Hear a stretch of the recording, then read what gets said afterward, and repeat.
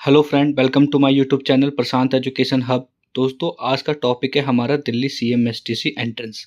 तो जो भी बच्चे इस एग्ज़ाम की प्रिपरेशन कर रहे हैं उन सभी के लिए ये वीडियो बहुत ही ज़्यादा इंपॉर्टेंट है। तो एक बार दोस्तों अपने दोस्तों में ज़रूर शेयर करिएगा वीडियो। तो जो आपका एग्ज़ाम है दोस्तों, ये बेसिकली किसके लिए दोस्तों, जो गवर्नमेंट के थ्रू जो चलाया जा रहा है एक फ्री कोचिंग स्कीम है। जो भी बच्चे इस एग्ज़ाम को क्वालिफाई करेंगे तो उनको इन स्कीम में कोचिंग दी जाएगी, ठीक है। तो जो 9th के बच्चे होंगे दोस्तों उनको 4 सालों के लिए कोचिंग दी जाएगी, जो 11th के बच्चे होंगे उनको 2 सालों के लिए दी जाएगी, ठीक है दोस्तों। तो इस जो वीडियो है दोस्तों, ये क्या है दोस्तों, आपका एक तरीके से रिवीजन है, ठीक है। जैसे कि जो क्लास 9th के बच्चे हैं उनकी जो सिलेबस है दोस्तों, जो आपका सिलेबस है वो क्या है दोस्तों, मैं पिछली वीडियो में मैंने बताया था कि जो आपका सिलेबस है वो क्या है दोस्तों। देखा जाए तो ये जो है आपका क्लास 8, 7th और 6, ठीक है। इन सभी से आपके ज़्यादा क्वेश्चन होंगे, ठीक है। और थोड़े-थोड़े क्वेश्चन जो होंगे दोस्तों, आपका जो मिड सिलेबस तक है 9th का, वहाँ तक के आपको क्वेश्चन देखने को एग्ज़ाम के अंदर मिलेगा, ठीक है। लेकिन जो मेन क्या है दोस्तों, आपका ये 7th से जो आपका 8, 7, 6 है, ये मेन है, ठीक है। तो ये जो वीडियो है दोस्तों, ये देखिए, जो आप अगर जो प्रीवियस वीडियो देखा होगा, ठीक है, आपने उसका लिंक मैं डिस्क्रिप्शन में डाल दूँगा। और जो आपने नहीं देखा है तो आपके जो पहले 4 चैप्टर हैं उसके रिवीजन हो गए, ठीक है। अगर जो आप ये वीडियो देख रहे हो तो आपके अगले 4 यानी कि 8 चैप्टरों का रिवीजन हो गया है दोस्तों, ठीक है। ऐसी जल्दी-जल्दी अगर जो आप जितनी जल्दी अगर आप देखना चाहते हो, ठीक है, जितना जल्दी आपका अच्छा रिस्पॉन्स रहेगा उतना ही जल्दी क्या करूँगा दोस्तों, मैं आपके ये सारे के सारे सिलेबस क्या करूँगा, कवर कर दूँगा, ठीक है। तो देखिए दोस्तों, अगर जो आपका रिस्पॉन्स अच्छा रहेगा तभी जाके वीडियो बनाने में भी सही लगता है, ठीक है। जैसे कि अभी मैं देख पा रहा हूँ दोस्तों, ढंग से 100 व्यूज़ भी नहीं गए हैं उस चैनल उस वीडियो पे, ठीक है दोस्तों। तो थोड़ा-सा व्यूज़ बढ़ाइए, ठीक है, ताकि मैं भी वीडियो बनाने में मेरे को भी अच्छा लगे, ठीक है दोस्तों। तो चलिए शुरू करते हैं। देखिए, जो सबसे पहला क्वेश्चन क्या है दोस्तों, कोक इज़ ऑब्टेन्ड फ्रॉम। जो कोक है वो किससे ऑब्टेन होगा दोस्तों, रिफाइनिंग ऑफ कोल से, या फिर देखिए दोनों सेम ही ऑप्शन आ गए, रिफाइनिंग ऑफ कोल या डिस्ट्रक्टिव डिस्टिलेशन ऑफ पेट्रोलियम या डिस्ट्रक्टिव डिस्टिलेशन ऑफ कोल। देखिए दोस्तों, जो कोल होता है, कोल, अगर जो कोल को हम डिस्ट्रक्टिव डिस्टिलेशन क्या होता है दोस्तों, एक प्रोसेस होता है जिसके अंदर हम कोयलों को निकालते हैं, ठीक है। और उसको क्या करते हैं हम दोस्तों, उसको हम अलग-अलग टेम्परेचर पे डालते हैं, ठीक है। तो जब हम अलग-अलग टेम्परेचर पर डालते हैं तो उसमें से अलग-अलग चीज़ें क्या होती है, ऑब्टेन होती है। तो यहाँ पे कोक क्या होता है, उसी से डिस्ट्रक्टिव डिस्टिलेशन से ऑब्टेन होती है। तो यहाँ पे ऑप्शन डी क्या होगा दोस्तों, इसका सही जवाब हो जाएगा, ठीक है। पेट्रोलियम भी इसी तरीके से होता है दोस्तों, पेट्रोलियम को भी अलग-अलग टेम्परेचर पे गर्म करा जाता है। उसके बाद क्या होता है, पेट्रोलियम से बहुत सारी चीज़ें प्रोड्यूस होती है, ठीक है। जैसे कि आपका नेचुरल गैस हो गया, वैक्स हो गया, ठीक है। ये सब भी किससे आता है, पेट्रोलियम से ही प्रोड्यूस होती है। चलिए आगे चलते हैं। देखिए, natural gas is a resource of, देखिए नेचुरल गैस किस चीज़ का रिसोर्स है, लिविंग का है, रिन्यूएबल का है, नॉन रिन्यूएबल का है, ये नॉन है, नॉन नहीं है दोस्तों, नॉन है, ठीक है। नॉन रिन्यूएबल का है, ये नन ऑफ दिस है। तो इसका जो सही जवाब क्या होगा, ऑप्शन सी। देखिए, दो तरीके के रिसोर्सेज होते हैं, एक कैसे होता है, रिन्यूएबल रिसोर्सेज होते हैं, दूसरे कैसे होते हैं, नॉन रिन्यूएबल रिसोर्सेज होते हैं। अब देखिए, रिन्यूएबल रिसोर्सेज कौन से होते हैं दोस्तों, जो वापस आ जाते हैं, जैसे कि आपका वाटर हो गया, सन हो गया, विंड हो गया, ये रिन्यूएबल है। लेकिन नॉन रिन्यूएबल एनर्जी कौन सी है दोस्तों, देखिए आपका नेचुरल है, ठीक है। जैसे कि आपका नेचुरल गैस है, कोल है, पेट्रोलियम, ये नॉन रिन्यूएबल एनर्जी है। क्यों? क्योंकि उनको वापस आने में बहुत ज़्यादा टाइम लग जाएगा, ठीक है। इसलिए ऑप्शन सी क्या होगा, इसका सही जवाब हो जाएगा। क्या बोला गया, gases mixture contain more volatile component of petroleum is called, ठीक है। जो गैसेस मिक्सचर होता है वो वोलेटाइल कंपोनेंट पेट्रोलियम के साथ होता है, उसको क्या बोलते हैं, बायोगैस बोलते हैं, वाटर गैस बोलते हैं, कोल गैस बोलते हैं या नेचुरल गैस बोलते हैं। तो इसका सही जवाब क्या होगा, नेचुरल गैस। ऑप्शन डी क्या होगा, इसका सही जवाब हो जाएगा, ठीक है। तो जो नेचुरल, देखिए जो पेट्रोलियम होता है उसका डिस्ट्रक्टिव डिस्टिलेशन करते हैं, तो उसी से क्या होता है, हमारा नेचुरल गैस भी क्या होता है, प्रोड्यूस होता है। चलिए आगे चलते हैं। फॉसल फ्यूल है। अब देखिए फॉसल फ्यूल क्या होता है, नॉन कन्वेंशनल होता है, फॉर्मली कन्वेंशनल होता है, नॉन रिन्यूएबल सोर्स होता है, या फॉर्म आर्टिफिशियली होता है, ठीक है। तो ये क्या होता है दोस्तों, फॉर्म नेचुरली, फॉसल फ्यूल क्या होते हैं दोस्तों, वो नेचुरली बनते हैं, इसको कोई बना नहीं सकता, ठीक है। चलिए आगे चलते हैं। A thick black liquid form by the heating of coal in the absence of air. अगर एक थिक ब्लैक क्या बनेगा दोस्तों, एक लिक्विड बनेगा, अगर जो हम कोल यानी कोयले को एब्सेंस ऑफ एयर यानी कि एयर के एब्सेंस में कर, तो वो क्या बनेगा, पेट्रोलियम बनेगा, कोलतार बनेगा, चारकोल बनेगा या कोक बनेगा, ठीक है। तो इसका सही जवाब क्या हो जाएगा, ऑप्शन बी कोलतार बनेगा। क्या बनेगा, कोलतार। जैसे इसको कोलतार का यूज किसके अंदर करते हैं, जैसे देखिए रोड जो बनता है दोस्तों उसके अंदर हम यूज करते हैं, ठीक है। आपने देखा होगा कभी आपके स्कूल के बाहर जो रोड कभी बना हो तो बिल्कुल काला काला होता है, थोड़ी सी स्मेल भी आती है, तो किसकी बनी होती है, कोलतार की ही बनी होती है, ठीक है। चलिए, coal is a classified according to, जो कोल होता है उसको हम क्लासीफाई करते हैं किसके according, it's non carbon component, layer of earth surface is found, time taken in it formation, it's carbon content, ठीक है। तो इसका सही जवाब क्या हो जाएगा दोस्तों, इट्स कार्बन कंटेंट के फॉर्म में क्या करते हैं, हम कोल को क्लासीफाई करते हैं, कितना % कार्बन है, कितना % कार्बन नहीं है, ठीक है। चलिए आगे चलते हैं। Such resources which can be continuously replenish are coal. तो ऐसे रिसोर्सेज को क्या बोलते हैं दोस्तों? Inexhaustible resources. दो टाइप के resources, exhaustible, inexhaustible. Exhaustible resources वो होते हैं जो खत्म हो जाते हैं, इनएग्जिस्टिबल रिसोर्सेज वो होते हैं जो कभी खत्म नहीं हो सकते। जैसे कि वाटर, वाटर कभी पृथ्वी से खत्म नहीं होगा, वो अलग बात है। मैं फ्रेश वाटर की बात नहीं कर रहा हूँ, मैं सब वाटर की बात कर रहा हूँ, ठीक है। चलिए, वट इज एब्सेंट इन कोल, ठीक है। मतलब कोल के एब्सेंट में क्या क्या है? कोल के अंदर मतलब क्या एब्सेंट है, ये पूछा गया है। Phosphorus, sulphur, nitrogen, oxygen. तो यहाँ पे सही जवाब क्या होगा दोस्तों? फास्फोरस। फास्फोरस क्या है? कोल से एब्सेंट है। चलिए, coal type that contain lowest amount of carbon. देखिए आगे ना, लोएस्ट अमाउंट ऑफ कार्बन, जिसके सबसे कम अमाउंट में कार्बन है, तो उसको क्या बोलते हैं? लिग्नाइट। ऑप्शन डी क्या होता है इसका सही जवाब हो जाएगा, ठीक है। चलिए, और सबसे ज्यादा किसके अंदर होता है दोस्तों? एंथ्रेसाइट में, याद रखिएगा। Conservation of dead tree and other plant into a coal is called. तो इसको हम क्या बोलते हैं दोस्तों? कार्बनाइजेशन के नाम से हम इसको जानते हैं। तो ऑप्शन बी क्या है यहाँ पे सही जवाब है। रिफाइनिंग क्या है दोस्तों? कोल को हम सेपरेट करते हैं और हम पेट्रोलियम को सेपरेट करते हैं, उसे रिफाइनिंग बोलते हैं। डिस्ट्रक्टिव डिस्टिलेशन उसी प्रोसेस के नाम से जानते हैं। डिकार्बनाइजेशन और कार्बनाइजेशन एक अलग प्रोसेस, ठीक है। तो कार्बनाइजेशन में क्या होता है कि जो भी डेड प्लांट होते हैं वो किस में कन्वर्ट हो जाता है? कोल के अंदर कन्वर्ट हो जाता है। इसे कार्बनाइजेशन के नाम से हम जानते हैं, ठीक है। अब देखिए यहाँ पे दो चीज़ आता है। चलिए आगे देखते हैं, ठीक है। क्या बोला गया? Which substance gives heat of light after the combustion, ठीक है। मतलब कौन सा सब्सटेंस है जो क्या देगा? लाइट देगा जलने के बाद। फ्लेम देगा, फ्यूल देगा, कंबंसन देगा, नन ऑफ दीज देगा, ठीक है। तो इसका सही जवाब क्या हो जाएगा दोस्तों? कंबंसन। यानी कि जलने के बाद ही क्या करेगा वो? लाइट हमें देगा। यहाँ पे ये पूछा गया है। फ्यूल जलेगा नहीं दोस्तों, फ्यूल को जलाने के लिए मतलब हमें क्या पड़ेगी? आग की जरूरत पड़ेगी, ठीक है। फ्लेम भी नहीं प्रोड्यूस होगा डायरेक्टली, तो क्या होगा? कंबंसन। कंबंसन जब होगा तभी क्या होगी? हमारी लाइट प्रोड्यूस होगी। चलिए, like fuel, the sun also provide heat and light. The process taking place in the sun is called, ठीक है। तो देखिए जैसे फ्यूल है, उसी तरीके से सन भी हमें लाइट दे रहा है, ठीक है। तो जो सन जो लाइट दे रहा है वो कौन से प्रोसेस से दे रहा है? तो वो न्यूक्लियर प्रोसेस से दे रहा है, ठीक है। सन के ऊपर भी दो चीज़, एक न्यूक्लियर फ्यूजन और एक न्यूक्लियर फ्यूजन हो रहा है, ठीक है। जिससे क्या होती है? एनर्जी क्या होती है? प्रोड्यूस होती है। तो यहाँ पे न्यूक्लियर प्रोसेस, तो ऑप्शन बी क्या होगा इसका सही जवाब हो जाएगा। कोल वर्न विथ, जो कोल होता है दोस्तों वो किसके साथ में वर्न करता है? फ्लेम के साथ में, ओनली ग्लो के साथ में, या बोथ फ्लेम एंड ग्लो के साथ में, या नन ऑफ दिस होगा दोस्तों, ठीक है। तो इसका सही जवाब क्या हो जाएगा दोस्तों? ओनली ग्लो के साथ। ऑप्शन बी क्या होगा इसका सही जवाब हो जाएगा। चलिए, burning of charcoal in a close room will produce. अगर जो हम चारकोल को जलाएं हम क्लोज रूम के अंदर, क्या प्रोड्यूस करेगा? कार्बन डाइऑक्साइड प्रोड्यूस करेगा, या नाइट्रोजन डाइऑक्साइड प्रोड्यूस करेगा, या कार्बन मोनोऑक्साइड, या ऑल ऑफ दिस, ठीक है। तो इसका सही जवाब क्या हो जाएगा? तो कार्बन मोनोऑक्साइड। ऑप्शन सी क्या होगा इसका सही जवाब हो जाएगा। The substance which have very low ignition temperature, ठीक है। ऐसे सब्सटेंस को क्या बोलेंगे जिसकी इनिगेशन, देखिए इनिगेशन टेम्परेचर क्या होता है? इनिगेशन टेम्परेचर ऐसा होता है कि ऐसा टेम्परेचर, मिनिमम टेम्परेचर रिक्वायर्ड जिस पे कोई भी सब्सटेंस क्या होता है? जल जाता है, ठीक है।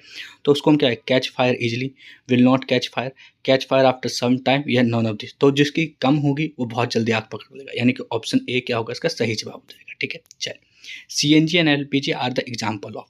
ये जो सीएनजी और एलपीजी है वो किस चीज़ के एग्जाम्पल हैं, ठीक है। ये क्या है? सॉलिड फ्यूल है, लिक्विड फ्यूल है, गैसेस फ्यूल है, दे आर नॉट फ्यूल। तो यहाँ पे ऑप्शन सी क्या होगा इसका सही जवाब हो जाएगा, ठीक है। Gases fuel, CNG compress natural gas, liquefied petroleum gas, इसके अंदर क्या होता है? ब्यूटेन पाया जाता है, ठीक है दोस्तों, ये ध्यान रखना। ऑप्शन सी क्या? एलपीजी भी क्या है? एक तरीके से गैस ही है। चलिए आगे देखते हैं। इग्निशन टेम्परेचर, देखिए इग्निशन टेम्परेचर क्या होना चाहिए? Lowest temperature at catch fire, या higher temperature at catch fire, या एनी टेम्परेचर, या नन ऑफ दिस। तो इग्निशन टेम्परेचर क्या होता है? जो कैच फायर से कम की टेम्परेचर, यानी कि ऑप्शन ए क्या होता है इसका सही जवाब हो जाएगा, ठीक है। चलिए आगे देखते हैं। कंबंसन क्या है? केमिकल फार्मूला, केमिकल प्रोसेस है, फिजिकल प्रोसेस है, both of this, none of this.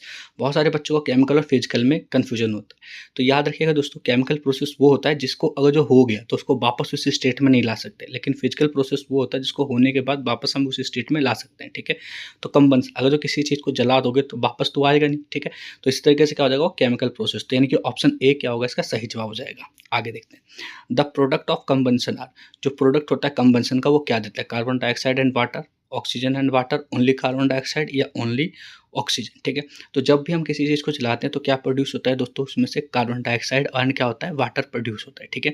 तो इसका जो सही जवाब हो जाएगा वो क्या हो जाएगा दोस्तों? ऑप्शन ए क्या होगा इसका सही जवाब हो जाएगा, ठीक है। चलिए आगे चलते हैं। यहाँ पे क्या बोला गया, there are the following zone in a fire. तो कितने जोन होते हैं अगर जो हम फ्लेम में देखें तो कितने होते हैं, 3। ऑप्शन बी क्या होगा इसका सही जवाब हो जाएगा। देखिए इसमें अगर जो आपसे कभी ऐसे कैंडल बना के दे देगा और इससे पूछेगा कि ये कौन सा जोन है, ये कौन सा जोन है, ये कौन सा जोन है, तो बाहर वाला जो जोन होता है उसको बोलते हैं नॉन ल्यूमिनियस जोन बोलते हैं, ठीक है। अंदर में एक ब्लू सी लाइन होती है, उसे ब्लू जोन के नाम से जाते हैं, और बीच में क्या होता है, ल्यूमिनियस जोन होता है। तो यहाँ पे ऑप्शन बी क्या होगा इसका सही जवाब हो जाएगा, ठीक है। ल्यूमिनियस क्या होता है दोस्तों, जो क्या होता है, जल जाता है। जिसके पास लाइट होती है उसे ल्यूमिनस बोलते हैं, जिसके पास लाइट नहीं होती उसे नॉन ल्यूमिनस बोलते हैं, ठीक है। चलिए आगे देखते हैं। The threatened species does not include. जो थ्रेटेंड स्पीसीज होते हैं वो किसके अंदर इंक्लूड नहीं होते। थ्रेटेंड मतलब जैसे स्पीसीज जिनको खतरा है, ठीक है, किसी भी चीज़ से, बीमारी से, कुछ भी, वो क्या होता है, extinct species, endangered species, rare species, vulnerable species. तो एक्सटिंक्ट स्पीसीज में क्या होते हैं, वो इंक्लूड नहीं होते। ऑप्शन ए क्या होगा इसका सही जवाब। एक्सटिंक्ट स्पीसीज वही होते हैं जो क्या होते हैं, खत्म होने के कगार पे, ठीक है। चलिए, the region of surface and atmosphere of earth occupy by living organism is called. तो क्या बोलते हैं उसको, बायोस्फीयर के नाम से जानते हैं। ऑप्शन बी क्या होगा सही जवाब होगा। लिथोस्फीयर का मतलब पता ही है, जो स्थलमंडल होता है लिथोस्फीयर बोलते हैं। बायोस्फीयर में क्या होता है, दोनों, जहाँ पे बायोटिक और अबायोटिक कंपोनेंट दोनों रहते हैं। बायोटिक कंपोनेंट क्या होता है दोस्तों, जो लिविंग होता है, और अबायोटिक कंपोनेंट क्या होता है, जो नॉन लिविंग होता है, जैसे कि नदी, पर्वत, नाला, जो भी है, ठीक है। चलिए, फुल फॉर्म ऑफ आईयूसीएन। तो आईयूसीएन का फुल फॉर्म क्या होता है दोस्तों, international union of conservation of nature and natural resources. तो यहाँ पे ऑप्शन बी क्या होगा इसका सही जवाब हो जाएगा, ठीक है। ढंग से याद कर लीजिएगा। Animal found in the particular area are terms. अगर जो कोई भी एनिमल एक पर्टिकुलर एरिया में फाउंड कर रहा है तो उसे क्या बोलते हैं, फूना के नाम से जानते हैं, ठीक है। और जो जो प्लांट मिलता है तो उसको किसके नाम से जानते हैं, फ्लोरा के नाम से जानते हैं, ठीक है। और अगर जो फूना और फ्लोरा दोनों है तो किसी भी ऑर्गेनिज्म के लिए क्या होता है, वो हैबिटेट का काम करता है, ठीक है। तो ऑप्शन ए क्या है इसका सही जवाब हो जाएगा। The largest amount various protected area for conservation of plant and animal. तो उसको क्या बोलते हैं दोस्तों, हमें से बायोस्फीयर के नाम से हम इसको जानते हैं, ठीक है। तो यहाँ पे ऑप्शन डी क्या होगा इसका सही जवाब हो जाएगा, ठीक है, बायोस्फीयर। चलिए, a substance functional unit of biosphere is called. तो उसको क्या बोलते हैं, जहाँ पे बायोस्फीयर, जहाँ पे इकोसिस्टम क्या करता है, अपना काम करता है, जहाँ पे इंटरेक्ट करते हैं एनिमल, नॉन लिविंग थिंग आके इंटरेक्ट करते हैं, उसको इकोडम, यानी ऑप्शन ए क्या होगा इसका सही जवाब हो जाएगा। चलिए, biotic component of an ecosystem does not include. तो इसमें जो बायोटिक कंपोनेंट है इकोसिस्टम का, उसके अंदर क्या नहीं है, मैमल्स का मतलब क्या हो गया, मैमल्स एक ऐसे जीव होते हैं दोस्तों जो क्या करते हैं, सीधे बच्चे को जन्म देते हैं। दो तरीके से रिप्रोडक्शन होता है, एक तो एग से, और एक जो सीधे बच्चे देते हैं, तो उसे क्या बोलते हैं, मैमल्स बोलते हैं। मोसेस भी है दोस्तों, माइक्रोब्स भी जीवित हैं, लेकिन मिनरल्स जीवित नहीं है, यानी कि ऑप्शन सी क्या होगा इसका सही जवाब, मिनरल बायोटिक कंपोनेंट नहीं है। चलिए, the extent of variety of animal, plant and microbes in a particular area is. तो जो एक ही पर्टिकुलर एरिया में बहुत सारे एनिमल्स हो गया, प्लांट्स हो गया, माइक्रोब्स हो गया पाए जाते हैं, तो इसको क्या बोलते हैं, बायोडाइवर्सिटी। ऑप्शन ए क्या होगा इसका सही जवाब हो जाएगा। चलिए, large scale cutting of tree is name. अगर जो हम लार्ज स्केल पे कहीं ट्री को काट रहे हैं, उसको किसके नाम से जानते हैं, डिफॉरेस्टेशन, सोशल फैक्ट्री, एफोरेस्टेशन, डिप्लांटेशन। तो यहाँ पे ऑप्शन ए क्या होगा, डिफॉरेस्टेशन के नाम से हम जानते हैं। ऑप्शन ए क्या होगा इसका सही जवाब। डिफोरेस्टेशन में लीड। अब देखिए, डिफोरेस्टेशन में लीड, डिफोरेस्टेशन से क्या होगा, फ्लड आएगा, ठीक है। ऑप्शन ए क्या है सही जवाब। तो डिफोरेस्टेशन की जो एप्लीकेशन है वो याद करिए। देखिए, डिफोरेस्टेशन से क्या हो सकता है, सोइल इरोजन भी हो सकता है। सोइल इरोजन का मतलब क्या हो गया, जो भी उपजाऊ मिट्टी है वो क्या होगा, उड़ के कहीं और चली जाएगी, ये सोइल इरोजन हो गया। दूसरा आपको पता है फ्लड हो गया, ठीक है। तीसरा और क्या हो सकता है दोस्तों, तीसरा जैसे कि ग्लोबल वार्मिंग हो सकते हैं, ठीक है, टेम्परेचर ज़्यादा बढ़ सकता है, ठीक है। चौथा क्या हो सकता है, जो भी जीव है, इकोसिस्टम भी क्या हो सकता है, डिस्टर्ब हो सकता है, क्योंकि पेड़ पक्षी जो पक्षी रहते हैं वो नहीं रहेंगे, ठीक है। तो ये सारी चीज़ें, तो आपको ये चीज़ें याद करनी पड़ेगी, ठीक है। चलिए आगे देखते हैं। अब प्लांट सेल लैक, अगर जो प्लांट सेल है उसके अंदर क्या कमी है, मतलब क्या कम है, प्लाज्मा मेम्ब्रेन है, माइटोकॉन्ड्रिया, हीमोग्लोबिन है या क्लोरोप्लास्ट। तो यहाँ पे ऑप्शन सी क्या होगा सही जवाब, हीमोग्लोबिन। बहुत सारे बच्चे उन्हें माइटोकॉन्ड्रिया भी, लेकिन माइटोकॉन्ड्रिया जैसा एक सेम ऑर्गेनेल्स भी पाया जाता है प्लांट सेल के अंदर, जिसको क्या बोलते हैं, प्लास्टिड के नाम से हम उसको जानते हैं, ठीक है। तो प्लास्टिड या माइटोकॉन्ड्रिया दोनों सेम ही है। तो यहाँ पे ऑप्शन सी क्या होगा सही जवाब, हीमोग्लोबिन नहीं पाया जाता। चलिए आगे देखते हैं। Number of cell found on unicellular organism, ठीक है। जो नंबर ऑफ सेल होते हैं यूनिसेलुलर ऑर्गेनिज्म में कितने फाइंड होते हैं, ठीक है। तो एक ही सेल होता है, अगर जो यूनिसेलुलर है तो एक सेल, और मल्टी सेलुलर तो बहुत सारे। तो ऑप्शन सी क्या होगा इसका सही जवाब। Function of nerve cell of animal is a to transfer message while the nerve of the rat. देखिए जहाँ पे क्या बोला गया कि एनिमल एलिफेंट का जो नर्व सेल है वो मैसेज को ट्रांसफर करता है, लेकिन रैट का जो नर्व सेल है वो क्या ट्रांसफर करेगा दोस्तों, रैट का भी नर्व सेल मैसेज ही ट्रांसफर करेगा। ठीक है, तो जितने भी ऑर्गेनिजम्स होते हैं उसके अंदर जो ऑर्गेनल्स के सेल के जो काम होते हैं वो सेम ही होते हैं। ठीक है, नर्व सेल का काम क्या होता है, मैसेज का ट्रांसफर करना, चाहे रैट हो, चाहे एलिफेंट हो, चाहे जिराफ हो, सबके अंदर वो वही करेगा। ठीक है, तो इसको हम ध्यान से इसको देखिए, नर्व सेल का जो स्ट्रक्चर बनता है उसको भी सही से पढ़ लीजिएगा, साइनाप्स नोड क्या होते हैं। ठीक है, इन सभी को देख लीजिएगा। तो ऑप्शन डी क्या होगा, इसका सही जवाब होता है। आगे देखते हैं, cell responsible to receive and transfer message in a human body is a part. तो किसका दोस्तों, ये नर्व सेल ही काम करता है। ऑप्शन डी क्या होगा सही, जो भी मैसेज रिसीव करता है बाहर से उनको ट्रांसफर करता है ह्यूमन, कौन करता है, नर्व सेल ही करता है। ऑप्शन डी क्या होगा इसका सही जवाब। A single cell that can change its shape, एक सिंगल सेल होता है जो अपना शेप चेंज कर सकता है, तो वो क्या होगा दोस्तों, यहाँ पे डब्ल्यूबीसी को किसके नाम से जानते हैं, व्हाइट ब्लड सेल के नाम से हम इसको जानते हैं। ये क्या करता है, हमारे बॉडी के अंदर एंटीजन प्रोड्यूस करता है। ठीक है, तो कोई भी पैथोजन आएगा तो हमारी बॉडी को जो ह्यूमिन करेगा वो कौन करेगा, व्हाइट ब्लड सेल ही करेगा, इसलिए वो अपना शेप को भी क्या करता है, चेंज कर लेता है। यानी कि ऑप्शन बी क्या होगा इसका सही जवाब हो जाएगा। आगे देखते हैं, in a unicellular organism all the function are the perform by the. ठीक है, जो यूनिसेलुलर ऑर्गेनिज्म होते हैं जो सारे फंक्शन परफॉर्म कौन करता है, सिंपल टिश्यू करता है, न्यूक्लियर करता है, सिंगल सेल करता है या सिंगल ऑर्गन करता है। ठीक है, तो सही जवाब क्या होगा, सिंगल सेल करता है। ठीक है, चलिए आगे देखते हैं, हैन एग इज, जो हैन एग होता है वो क्या है, टिश्यू है, सिंगल सेल है, या ऑर्गेनल्स है, ऑर्गेनिज्म। तो यहाँ पे सही जवाब क्या हो जाएगा, ऑप्शन बी, ये क्या है, एक सिंगल सेल है। ठीक है, नेक्स्ट देखते हैं, Robert Hooke observe under the microscope. Robert Hooke ने माइक्रोस्कोप के अंदर क्या ऑब्जर्व करा, ठीक है, तो डेड कॉक्स है। ठीक है, तो ऑप्शन सी क्या होगा इसका सही जवाब हो जाएगा। आगे देखते हैं, all living organism are a made up, जितने भी लिविंग ऑर्गेनिजम्स होते हैं वो किससे मिलकर बने होते हैं, न्यूक्लियर से, टिश्यू से, ऑर्गेनल से, सेल से, सारे के सारे किससे बने होते हैं, सेल से। ठीक है, सेल से बने होते हैं, फिर सेल्स का group of cell known as tissue, group of tissue known as organ, group of organ known as organ system, और ऑर्गन सिस्टम से क्या होता है, बॉडी क्या होती है, तैयार हो जाती है। तो यानी कि ऑप्शन सी डी क्या होगा इसका सही जवाब हो जाएगा। आगे देखते हैं। ठीक है दोस्तों, तो आज की वीडियो यहीं तक थी।